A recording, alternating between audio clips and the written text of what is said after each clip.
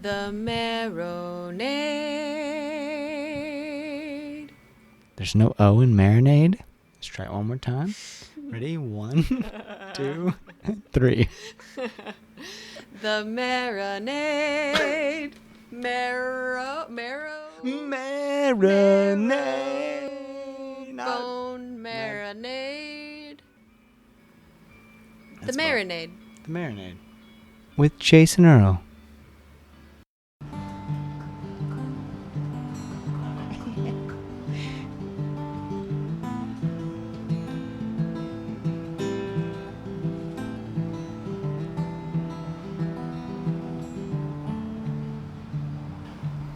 Welcome to the Marinade with Jason Earle, episode 17 with Vanessa Jean Speckman. I am so honored to have Vanessa on the show. From the first time I met her about a year ago during her pop-up art show here in Orlando, I thought the next time that she comes around, I gotta make this happen. I've followed her work since then and have continued to be inspired. Vanessa is a visual artist, a poet, an incredibly intelligent and courageous person whose art, now I'm grateful to say, adorns the walls of the all-new Marinade Studios. We caught up before her most recent pop-up art show in Orlando, and Vanessa really opened up about her creative process, about her move from a more secure gig to being a full-time artist, about the challenges of life on the road, and she even read some of her poetry, accompanied by a great friend of the Marinade, Micah Schnabel, on guitar, whose second appearance on the show is forthcoming. I'm so thankful to have Vanessa on the show. You can find Vanessa's beautiful, powerful work in her Etsy store. I also highly recommend that you follow Vanessa Jean Speckman on social media so that you can keep up with wherever her pop-up art shows might be happening. I'm so grateful to have Vanessa on the show. Ladies and gentlemen, Vanessa Jean Speckman.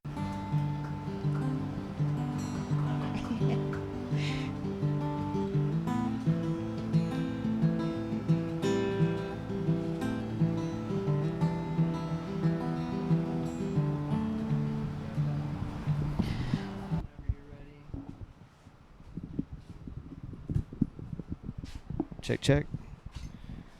Hello. Hello, hello. Does it work? Yeah, I think it does work. Man, thank you, Vanessa. Thank you for having me. This I'm super is- excited. This is quite the thrill. I'm so excited. There's so much to talk about and so much more to talk about now, right? So, like, Yeah. I really appreciate Shit's you crazy. sharing that poetry with me. Oh, thank and you. There's so much I want to get into, but I love it. I love the stuff that I read. Thank you.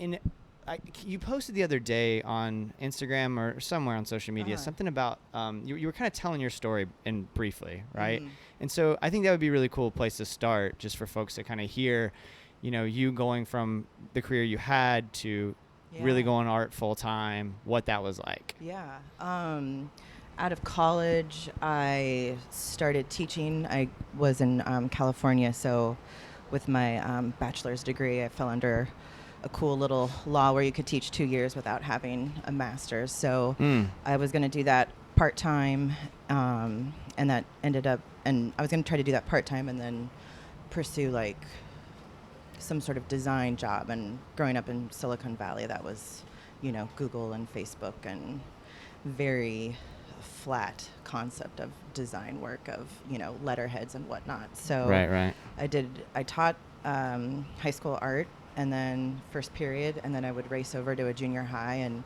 from 9 to 3 p.m. I was the 7th grade teacher. And Wow. I was 22 at the time, which was insane. And I was doing a zine called Lubricated with my brother. Okay. And that was kind of my saving grace.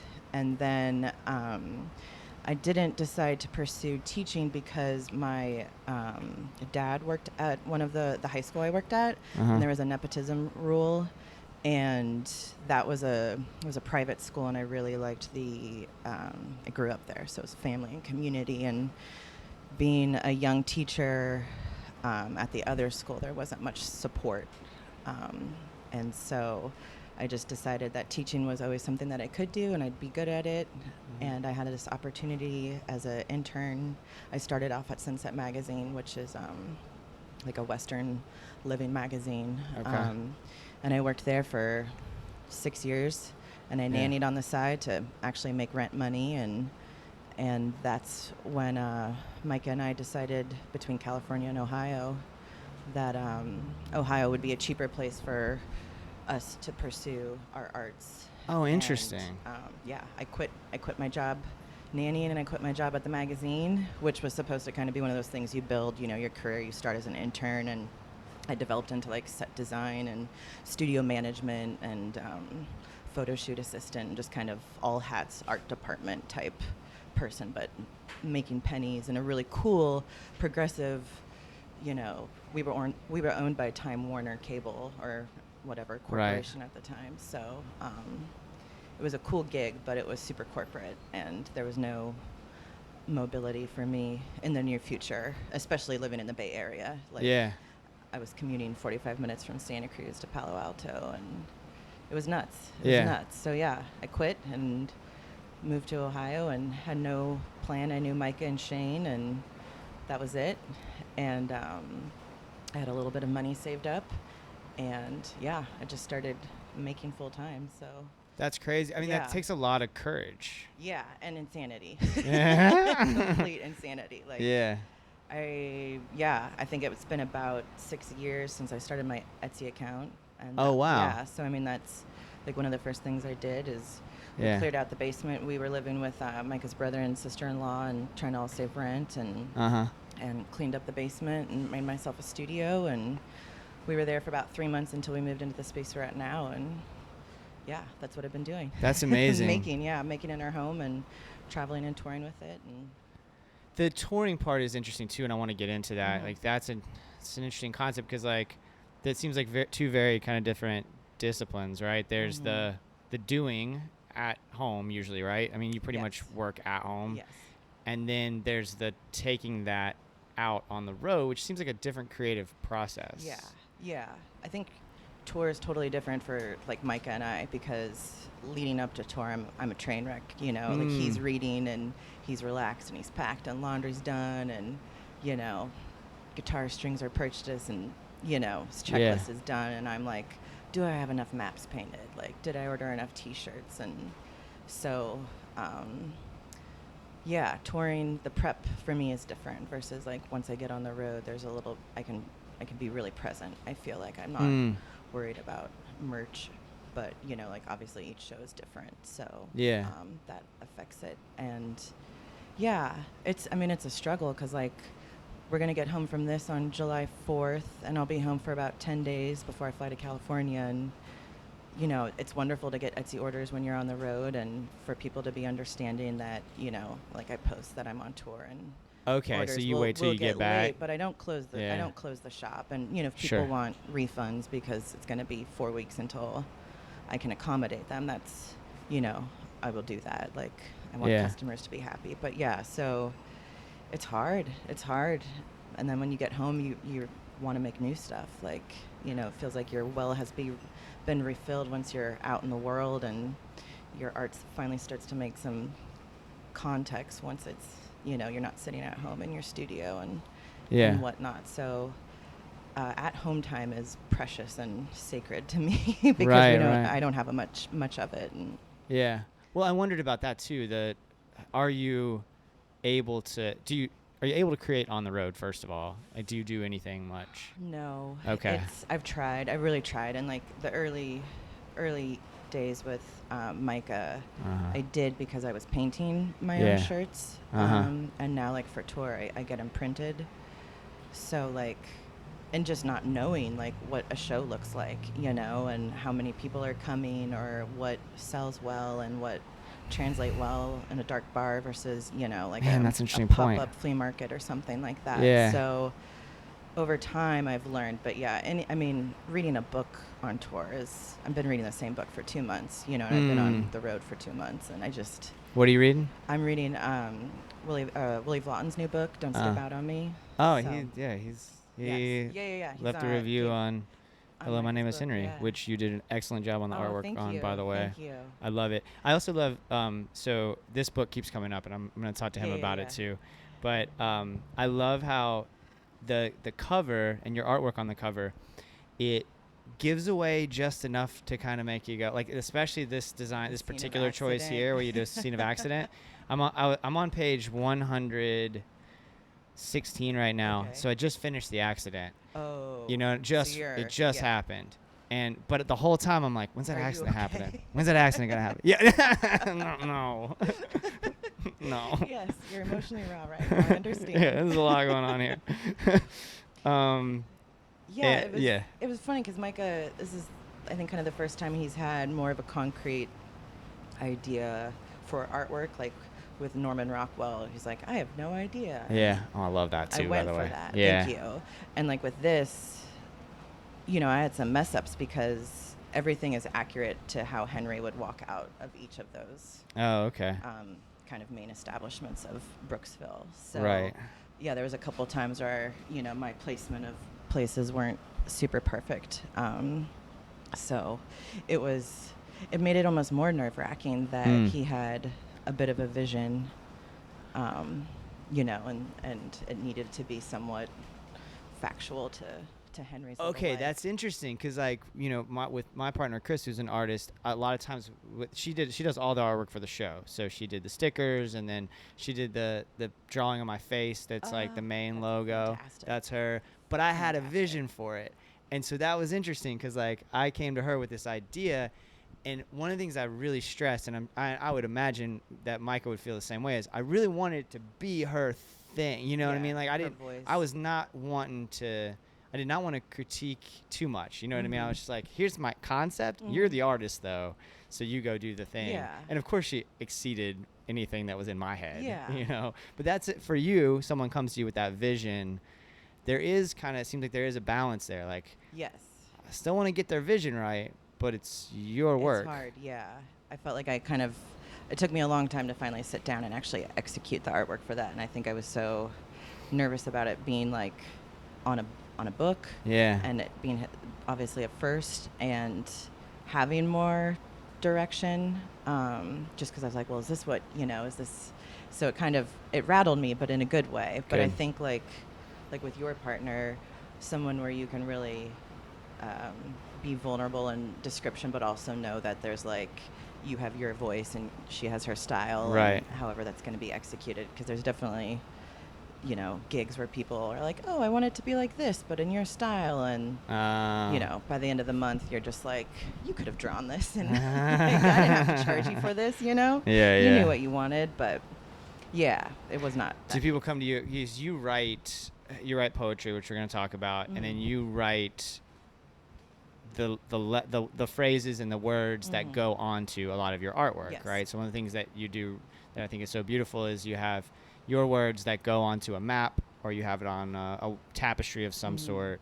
Do people, and would you be open to it? Do people come to you with ideas about what they would want? Yeah. And then is that something you're people have come to me. I try.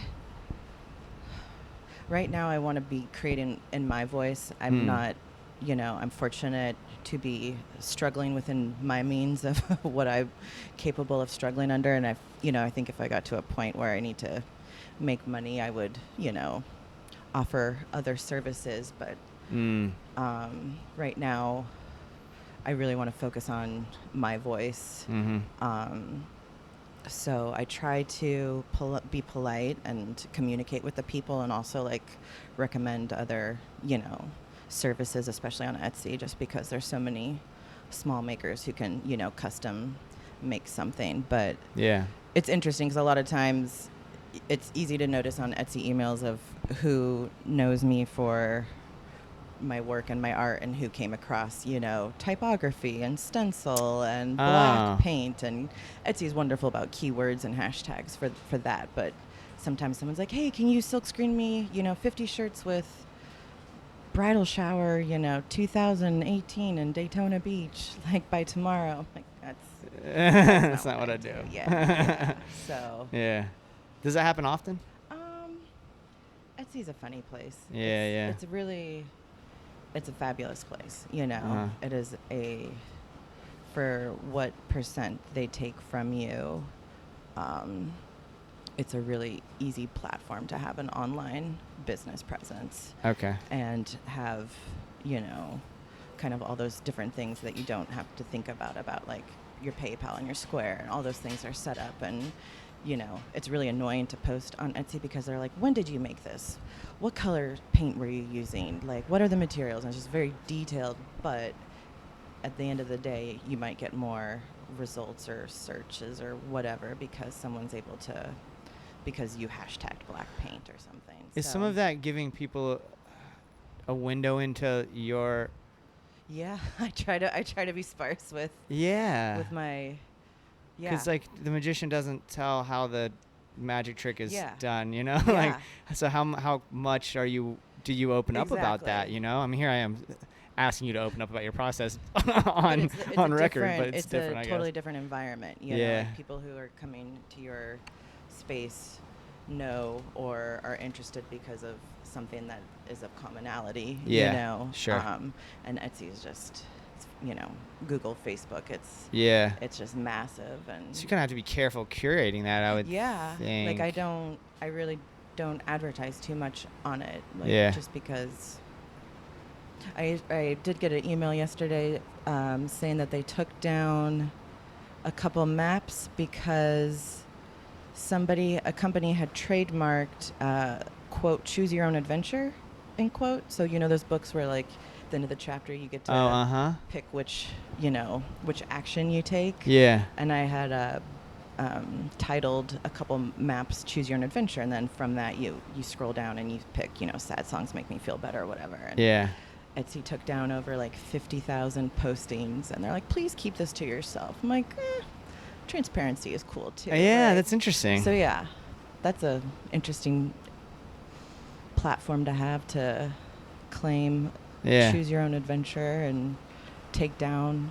you know, a bunch of other people's work online. That's really interesting. Yeah. So I mean, that's a con for Etsy, but sure. I mean, I'm so happy to have a platform online to sell my stuff and have someone know what they're doing and have their shit together, and I just have to, you know, get on my app on my phone, like I can post something. That whole thing can sometimes. I'm getting better about it, and I don't mind it. I don't mind the promotion part. I just don't know what I'm doing. Yeah, you know, like it's not my skill set. Yeah, you know, this is my skill set. Talking about yourself is also in an advertising way, but you want to be honest too, and vulnerable, and not super shiny, but also not like dark and you know. Yeah. How much do you let people know? Yeah. You know, and like a lot of times you'll end up, especially in any art form, you're burying yourself so much that, like, where you draw that line is a difficult question. You know, how much am I gonna say? For example, on the show, I try to be as open as possible. Like, sometimes there might be. First of all, it may not be compelling if I go too far. You know, it may not be that interesting. It turns into like a prurient interest at that point, you know.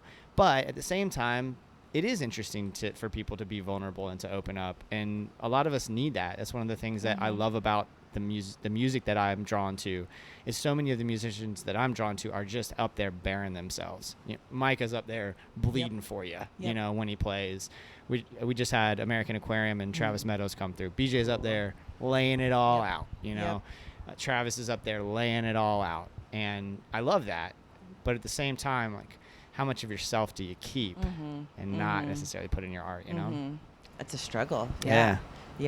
It's a struggle, and I think with the technology that we have, that we're all currently, you know, in the throes of that, of trying to navigate honesty and what we want, you know, and what we are and what we're working for, and also a business essentially, you know, and not being an asshole or showing off about it. Like I try to think of, be informative and witty if I can, you know, and I don't That's know. great. It's a hard thing. And speaking of putting yourself out there, when you get to a venue like this one, so we're at Will's Pub, and you're gonna have your pop-up art set up. Yep. The show's gonna be happening as well. How I'm imagining physical space is really determining, like, there's a kind of art to that as well. Like, what do you put up? How do you put it up? how do you what does that process look like for you? Totally. And that goes back to your earlier question about like touring, Yeah. you know, and being at home and the different type of work. And that's definitely one of the things, because like Mike could go, you know, check in with the sound guy and change his strings and do sound check. And that's my time to go set up the table. And yeah, like we've been trying to put up lace banners on the stage and trying to be more in control of the space and be really aware of that. And a band I really love and admire, who are also brilliant artists in every form. They're from Toronto, called July Talk. Okay. And before every show, they put up flyers throughout the venue saying like this is a safe space, and that like every color, person, and every sexuality and how you love and how you choose to love or identify, that everyone is welcome in this space. Like, thank you for being That's here. great. Like, love July Talk. And so that really struck me. And Mike and I have been talking a lot about how we can be more responsible for the space every night. And even if it is, you know, a dark bar and there's not a lot of people, like, I'm going to do my full setup every night. Like, it doesn't matter if there's 2 people or 200 people. Like, that's my job, and that's why I'm there. I wouldn't have driven all the way from, you know, Columbus, Ohio, just to half-ass it. So Right. yeah, every night is a challenge. Some nights people are friendly, and sometimes the bartender's like, you can set up outside, you know. Wow. There.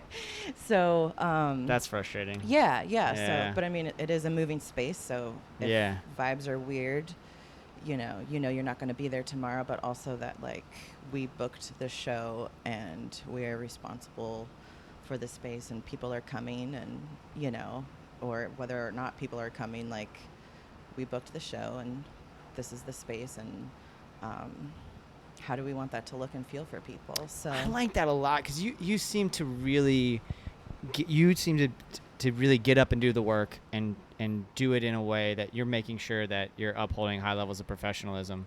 And I wonder where the sort of stereotype of the artist of any kind, it could be musician, it could be visual artist, could be poet for that matter, the stereotype of the artist as like not necessarily being professional. It seems like maybe I'm just seeking out people who are taking it very seriously, or maybe there's a sea change, or maybe I just bought into a stereotype. I'm not sure. But it seems like there are a lot more people I'm encountering now who go, this is my job. I'm going to get up and do the work, and I'm going to make sure it's good, and I'm going to make sure I do what I say I'm going to do. And that seems to be something that thank you. that you I really appreciate that. take seriously. That's important to me. Thank you. I think, I mean, for me, I think for a really long time, I did what I thought I was supposed to be doing.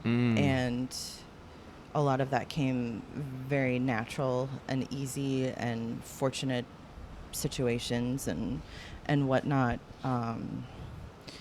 So I think that's carried over, and even more so that it's mine, you know, like no matter what happens, this is all me. There's no one that's going to help or pick up the pieces or anything. So, it's mine, and so I guess there's just complete ownership of it, and going back to being responsible for the space. And I think never really growing up in the Bay Area, like Fat Records and Gilman Street was there, and so like I grew up in a very heavy male dominant hardcore like punk scene, and I was surrounded by my brother and his friends, which was like awesome to have that strength. But for so long I never saw myself in anything, you know. Oh, interesting. And I think, well, I know I wasted a lot of time appeasing to the scene that I was in instead of exploring like my own work. And so I think there's an urgency that I have and an ownership that I'm not willing to waver of, you know, when I get into a space, or like I'm here to do the work. And where did that shift happen? I think it was around 27 or 28. I think it was summer of my 20.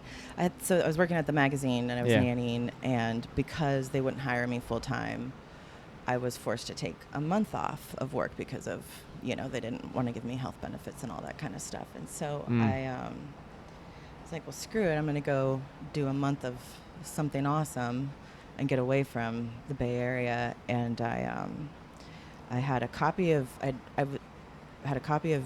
Used Kids by Patti Smith, and I flew to Austin, Texas to help my best friend move from Austin to New York City, and she had rented a budget cube truck to move all her shit to New York City, and we took like a 2-week road trip.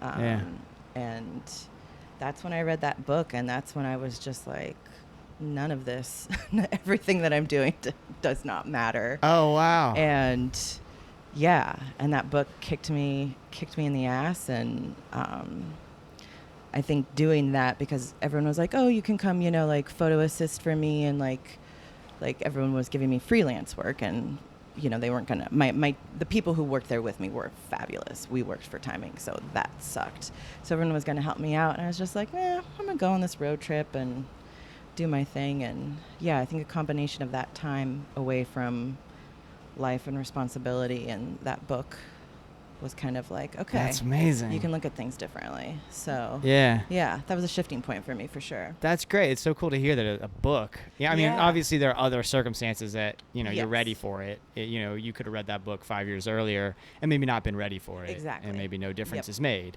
but you were ready for it. The book hit you. That's beautiful. Yep. Yeah. Oh man. Yeah. When did you start writing poetry? Since I was a kid. Really? Yeah. Yeah. I've got some. My mom saves everything, and she's been sending me like snippets of like poetry books that I would write for like Scholastic, library fair and whatnot. And it's like, school sucks, like just whatever. But I guess I've always been writing, and again, didn't start really taking my voice seriously or realizing that there were other outlets for it. Like I was telling you, I was doing that zine with my brother, which was awesome. But again, it was like covering other people and not allowing myself that space or that strength even, and getting vulnerable. I can relate so much. So much. It's terrifying. Because I wrote about music I still do, obviously, but I wrote about music for a long time, and I was covering shows, or I was writing previews for shows, and I find that fulfilling. I really do enjoy it. But for me, it takes a lot less courage to write about somebody else's work than it does for me to sit down and really create something. And I finally, I don't know when I finally started like deciding I was going to take some chances and write fiction. Yeah, a couple years ago. That's awesome. Yeah, right when I moved here probably. That probably is it. It probably does coincide with moving here and moving in with Chris and being around her, creating art all the time. Yeah. And I started taking more chances, so I started writing fiction then. That's amazing. And but it's like it was so hard because I could write about Micah playing, or I could write about BJ playing. I'm so invested in what they're doing, but if I've got ideas up here that I'm supposed to put on a page and then expect people to think it's interesting or read it, I'm like, man, that is it takes a lot of courage. Insane. Yeah. It is. Yeah. It is. And I think if you're doing the work, you're constantly writing, right? Mm-hmm. And that if you're constantly doing anything, you become better at it. You're gonna get better, muscle, right? Yep. And I think it's interesting, like, what do you do with your art as a next challenge? Like that really fascinates me, because I come from like a long line of way more talented artists than I am. And yet, like, when my grandfather died, he had like 400 oil paintings in his basement, like, and there's one in a bar, in San Francisco. Oh, wow. Like, and to me that blows my mind, but also it's like very beautiful, because after he passed away, like, my mother was able to like reconnect with people in his life by giving them a piece of his work and whatnot. But so growing up, art was very much so encouraged, but it wasn't something you could do, something that was like substantial and that you were able to live off of. Right. So that aspect wasn't prevalent. Yeah. So that's definitely something that I've had to figure out. But yeah, doing it is insane. It's crazy. It's crazy. But I think you're definitely onto something for sure. As simple as it sounds, it's not simple. It's a pretty heavy concept, the idea of just doing the work and putting it out there and getting out of your ego as much as you can. Yeah. And just go, I'm going to put it out there. I think this is good. Otherwise, I wouldn't put it out there. Mm-hmm. And it's not as good as I'm going to be 5 years from now. That's an interesting thing, you know. Like I look back at episode 1 of this show. I look back at episode 3 with Micah and look at where we are now. And I'm like, what is that? The same show? Yeah. You know, is that the same thing? And it's fun to see the growth, but it's yeah. also kind of terrifying because you look back and you're like, I put that out. There's there. a very sharp microscope of where you have been. Yeah. I think it's healthy. Like I like looking back and seeing older work or It's like, oh shit. Like I've done a lot of work. You know? Like to get here standing with you today. Like it's been a long year. Yeah. And there's been good work and bad work, and it's all part of it. Yeah. But I think going back to your point, that there are a lot more platforms for people to share things too, which I think is really healthy. Mm-hmm. Like I've see, especially like on Instagram, a lot more positive sharing, and it obviously with our Russian elected president and whatnot, like Facebook is a very negative. It doesn't breed action, and I feel like, especially like in the more creative, artistic community of people who are posting active work and selling, especially on Instagram, that there's positivity and there's like a vulnerability, and I think that is what makes their art continue on, and I think that's like a positive vulnerability. But I think it's really cool that people can start to share that you don't have to be a full-time artist, that you can just be, you know, a school teacher and be writing, and you could start your own private poetry, you know, Instagram account, but it can live somewhere, and someone you don't know in a different country can stumble across it, you know, and that's really, really cool. It's and wild. Yeah, like my grandfather never had that, you know, opportunity with the way he worked. So I think it's cool that there are more platforms for people to share, because I think that creates more possibilities for people, that it doesn't seem that like, oh, you are standing up on a stage and you are a songwriter, you know, a singer and a songwriter and a musician, and I need to know how to play guitar. But, you know, the notes in your phone can be turned into a awesome poem, and you can go home and record it on your iPhone in the quiet of your bathroom and post it on Bandcamp, and, you know, spoken word artist. Right. Cool. Yeah, that is like, cool. I wish I had that when I was 16. Yeah, you know? right. So yeah. I think that's a positive thing from it. Right. That's great. Yeah. Well, can we charm you into hearing some of that poetry? Yeah. That would be amazing. Grab it real quick. There's you sent me a few of them, and I like them all. Do you have any requests? Let's see. Well, kind of. I mean, if you could do number 6, I wrote it all down. Yes. If you could do that one's, I think, really strong and goes to a point that you alluded to earlier. I really like number 2. It's a little bit longer. Cool. If you're comfortable with. I'm into that. Okay, yeah, because it's different from the other ones, and I like it a lot. So thank you. Yeah, if you'd be comfortable with those 2, that would be amazing. Can I grab Micah? Yeah, that would be wonderful. Hey, Micah. Does it sound okay? Cool.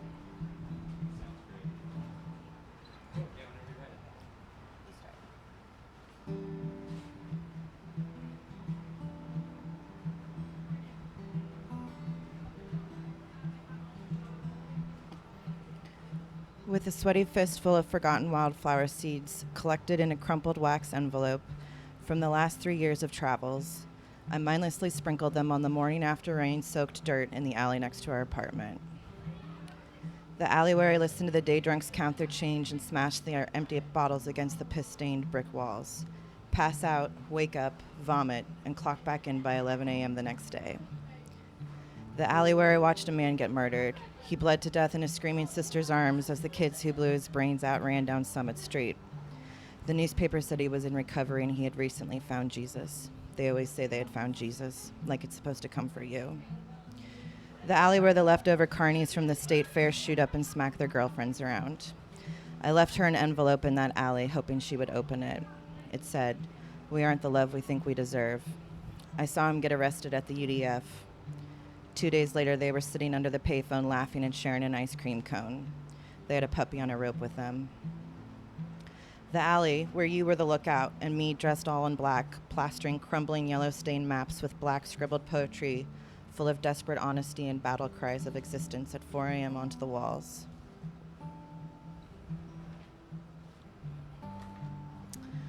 The alley where at the start of every summer the college kids pile up their furniture and disposable belongings.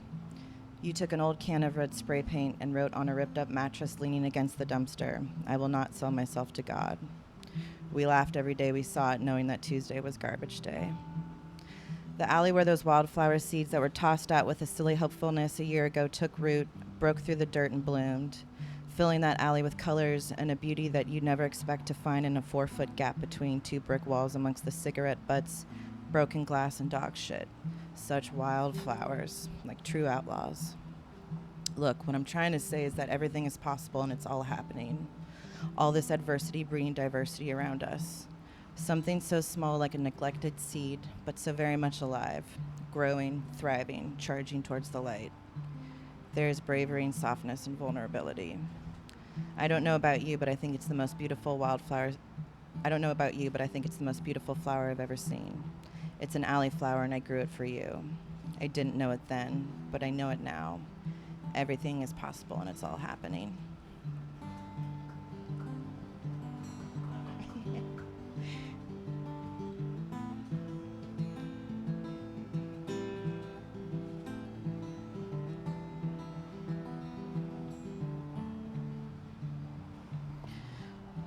White supremacist, sex suppressive, colonial mindset, straight white men are running out of adventures.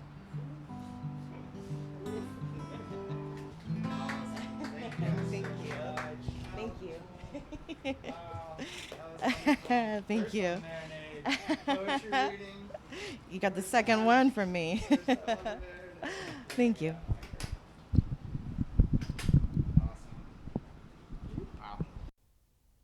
Vanessa Jean Speckman, y'all. Such an honor to have Vanessa on the show. Check out all of her work over at her Etsy shop. Make sure you follow her on social media. She's always got something interesting and insightful to say. And then you can follow some of her journeys on tour as well, which is delightful. I'm so thankful for the work that she does. I'm so thankful that I've gotten to know Vanessa and that she gave us some of her time and really shared in her creative process. Thanks to all of you for listening. I'm so thankful that you're continuing to listen as we come up on our 1-year anniversary, y'all.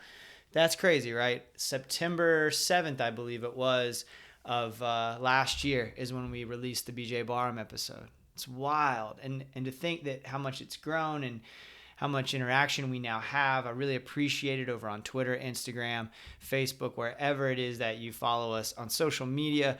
Thank you so much to our Patreon patrons. So huge. Jason's Journey episode 2 is coming out this weekend. I meant to, I was going to release it before, but I really got on a roll during the episode and I didn't pay attention to the fact that I ran out on my memory card. So I've got to finish it in a second installment. It's just, it's done. It's just, I got to pick up where I left off. So sorry about that, y'all. I just really got into it. Talking about cycling specifically and the influence that has had creatively on my life. You can follow us on Instagram, Marinade_podcast, Facebook.com/Marinade podcast, Twitter @Marinade podcast. So many great interactions over there. And thank you so much for that. We got 2 more episodes in the hopper, y'all. And then 3 booked for the Sing Out Loud Festival. So big thanks to Micah Schnabel for appearing on this episode. He has his own episode coming up, as well as the one with Hannah Harbor, who's in the studio recording the album that she talks about a little bit on her episode coming up. I'm also got those 3 episodes I just mentioned booked for September at the Sing Out Loud Festival in St. Augustine. It's an amazing event that's free. The only ticketed event is Jason Isbell in the 400 unit with Lucero and the Decemberists. Incredible lineup. and I think it's like $25, and they're donating the proceeds. Just such a cool event in St. Augustine. And so I'm going to try to be as active as possible. I'm working on my favorite photographer being with me. And, who knows what might happen. There's some friends that are musicians that are hanging out at the festival, either playing sets or they're just there. And I might see if I can round a few of them up and do something special. But I'll try to document it as much as possible and probably release a lot of that stuff over on Patreon. So if you haven't yet, go over to patreon.com and see what we're doing and see if you like it. For a modest donation, try to get as much content out to our Patreon patrons as possible. And it makes a huge difference, y'all. It makes an enormous difference in what we're able to do. What I'm getting down on, a couple of things. So first thing, TV. I've never really had very many, I guess in my adult life, I should say, I've never really had many sort of guilty pleasures, like those turn my brain off, just watch something kind of thing, because I get so sucked into television or film. If I like something and I watch it, I can't passively consume it, So like I love Game of Thrones, for example, and I like have to set aside the time to do it, because otherwise I'm going to be too distracted. I can't just have it on in the background kind of thing. But Hard Knocks on HBO, this most recent season with the Cleveland Browns. I'm not a Cleveland Browns fan. I'm a Jacksonville Jaguars diehard fan, and I grew up really rooting for the Cincinnati Bengals. So there's nothing I like about the Browns, but that team is so compelling. And it's great because you can kind of turn your brain off. The NFL is such a fascinating league because it's so complex, but it seems to be run by this kind of good old boy network. And the show makes it seem like just about anybody could run an NFL franchise, despite the number of decisions that have to be made and personalities that have to be balanced. I mean, it's staggering what kinds of decisions have to be made to put an NFL team on the field and have them win. But the Browns, maybe it's just the Browns, and maybe that's why they lose so much, but it seems like anybody could run that team based on the people that are running it. But I just love it, and the personalities are huge. I'm fascinated by them, and it's been really fun for me keeping up with Hard Knocks. Records that I've been listening to: Chuck Reagan, The Flame and the Flood. It came out in 2016. He'll be in St. Augustine when I'm there. And John Snodgrass, one of our great alums on this show and a friend of the show, really good friend of the show. John's been so good to the Marinade, is on that record, and the record is wonderful. The other one that I'm just crazy about, one of the best of the year, I would say. It's in my top 5. Right now, of course, Hawks and Doves is still sitting at the top. I'm just crazy about that Hawks and Doves record. The American Aquarium, Things Change, is still in my top 5. But Austin Lucas's Immortal Americans, it came out just a week or two ago. It's a brilliant album, and I highly recommend you get down on it. I revisited Otis Gibbs' podcast, Thanks for Giving a Damn, which I think I've mentioned during this segment before. Otis is a musician and does an amazing job with his podcast. It's stories. I guess you would lump it into the same genre as the Marinade, but it's really not the same thing. He does a different thing, and I appreciate it, and I learn a lot from him listening to his show. Just finished a couple of books I've been reading voraciously. Dirty Work by Larry Brown. Larry Brown is fast becoming one of my favorite authors of all time. Dirty Work is a story of 2 Vietnam vets, one African American, one white, and their different perspectives, and they sort of tell each other stories at times, and it's definitely an anti-war commentary and really well done. So fascinating.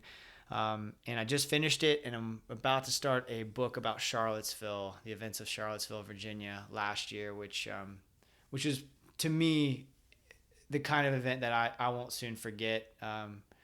In my consciousness as an adult, it's up there with the Challenger as a childhood, 9/11. Those are huge events that mark points in your life. To me, Charlottesville and the president's response to it really it's one of the darkest moments in the last 50 years for sure of the history of our country, maybe going back even further. So I'm really looking forward to reading more about the events there. Try not to get myself too heated and angry about it, but you'll hear about it if I do. So many good things going on with the show. Thank you so much for listening, y'all. Thank you so much to Vanessa. Thank you so much to Micah. I love you so much, everybody. Cheers, y'all.